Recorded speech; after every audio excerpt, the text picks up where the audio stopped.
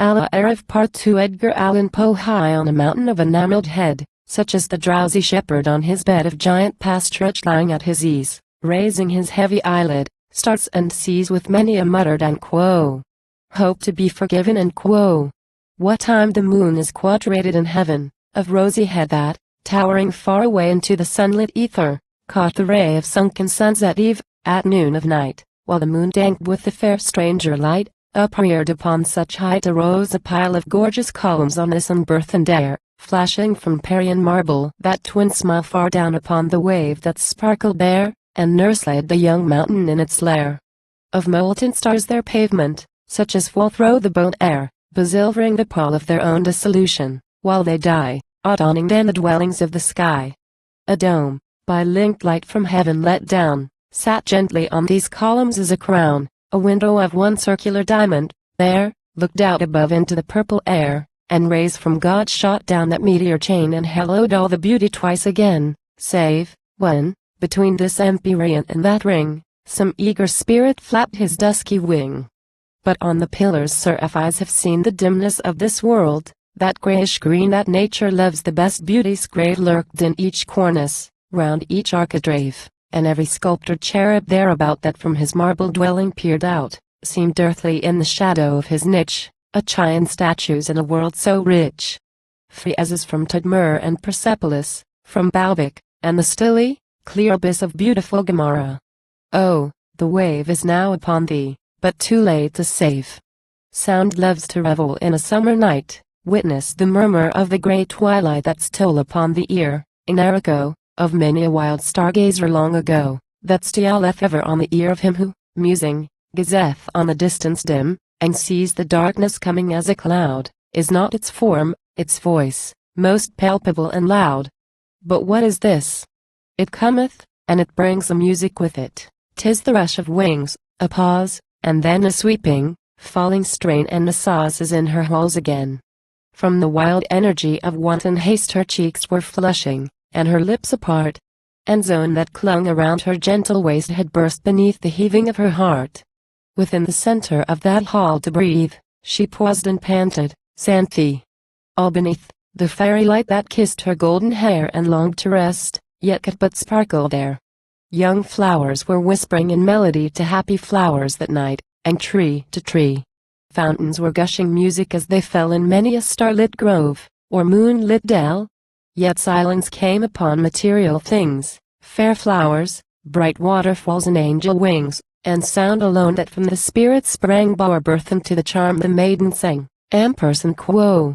'Neath the bluebell or streamer, or tufted wild spray that keeps, from the dreamer, the moonbeam away, bright beings that ponder, with half-closing eyes, on the stars which your wonder hath drawn from the skies, till they glance through the shade, and come down to your brow like eyes of the maiden who calls on you now. Arise from your dreaming in violet bowers, to duty beseeming these star-litten hours, and shake from your tresses encumbered with dew the breath of those kisses that cumber them too. Oh, how, without you, love, could angels be blessed?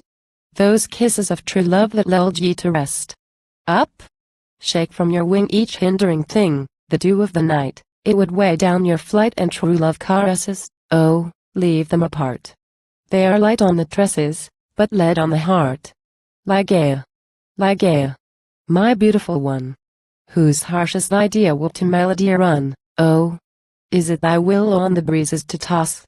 Or, capriciously still, like the lone albatross, incumbent on night as she on the air, to keep watch with delight on the harmony there? Ligeia, wherever thy image may be, no magic shall sever thy music from thee. Thou hast bound many eyes in a dreamy sleep, but the strains still arise which thy vigilance keep, the sound of the rain, which leaps down to the flower, and dances again in the rhythm of the shower, the murmur that springs from the growing of grass are the music of things, but are modeled, alas. Away, then, my dearest, oh, hie thee away to the springs that lie clearest beneath the moon ray, to lone lake that smiles, in its dream of deep rest, at the many star isles that enjewel its breast, where wild flowers, creeping, have mingled their shade, on its margin is sleeping full many a maid, some have left the cool glade, and half slept with the bee. Arouse them, my maiden, on moorland and lea, go.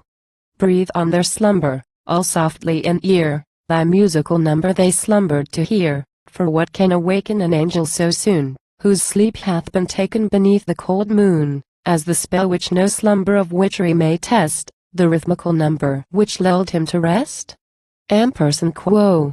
Spirits in wing, and angels to the view, 1,000 seraphs burst this empyrean throe, young dreams still hovering on their drowsy flight, seraphs and all but and quo. Knowledge, ampersand quo. The keen light that fell, refracted, throw thy bounds, afar, O death. From eye of God upon that star, sweet was that error, sweeter still that death, sweet was that error, even with us the breath of science dims the mirror of our joy, to them 'twere the simoom, and would destroy, for what to them availeth it to know that truth is falsehood, or that bliss is woe?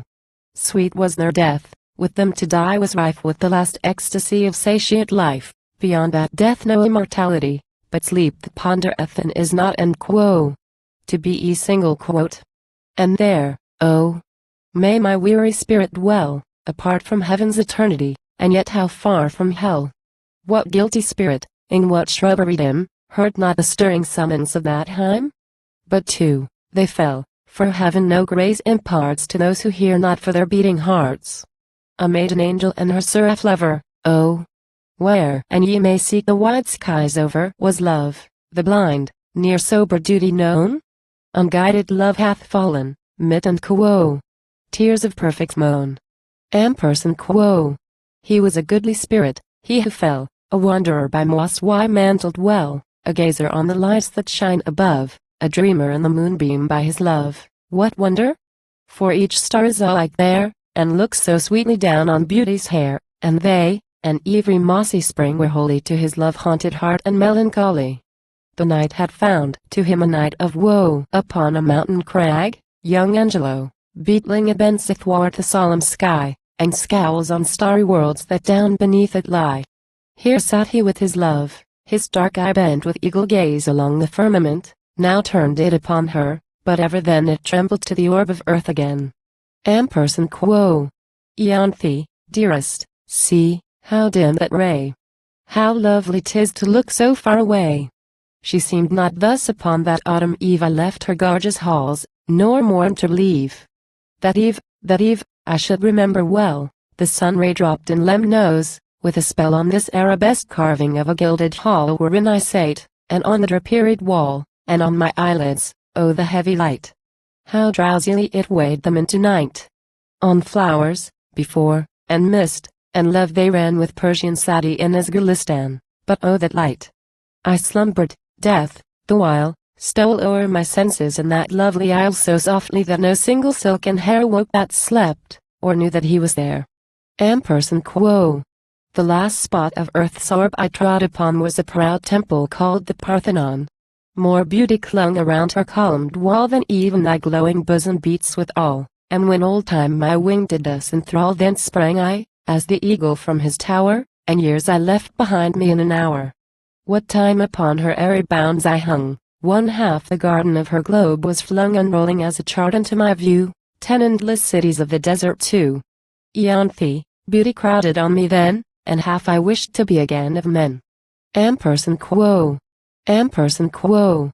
My Angelo. And why of them to be?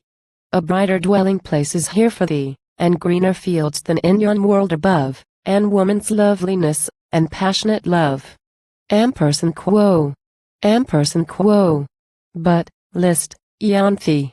When the air so soft failed, as my penitent spirit leapt aloft, perhaps my brain grew dizzy, but the world I left so late was into chaos hurled, sprang from her station, on the winds apart, and rolled, aflame, the fiery heaven athwart.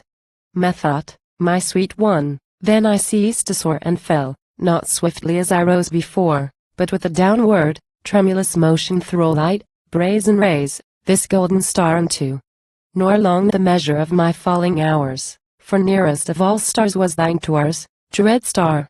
That came, amid a night of mirth, a red daedalion on the timid earth. Ampersand quo. Ampersand quo. We came, and to thy earth, but not to us be given Our Lady's bidding to discuss. We came, my love. Around, above, below, gay firefly of the night, we come and go, nor ask a reason save the angel what she grants to us, as granted by her God. But, Angelo, then thine grey time unfurled never his fairy wing o'er fairer world? Dim was its little disk, and angel eyes alone could see the phantom in the skies, when first Aaraaf knew her course to be headlong thitherward o'er the starry sea. But when its glory swelled upon the sky, as glowing beauties bust beneath man's eye, we paused before the heritage of men, and thy star trembled, as doth beauty then. Ampersand quo. Thus, in discourse, the lovers whiled away the night that waned and brought no day. They fell, for heaven to them no hope imparts, who hear not for the beating of their hearts.